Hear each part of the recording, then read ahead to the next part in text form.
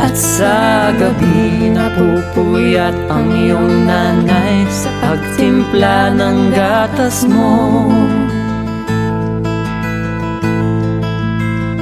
At sa umaga na may kalong ka ng iyong amang tuwang-tuwa sa'yo.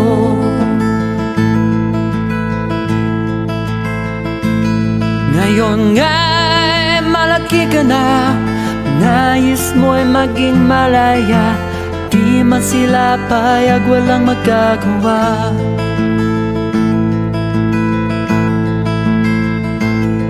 Ikaw nga'y biglang nagbago, naging matigas ang iyong ulo, at ang payo nila'y sinuway mo.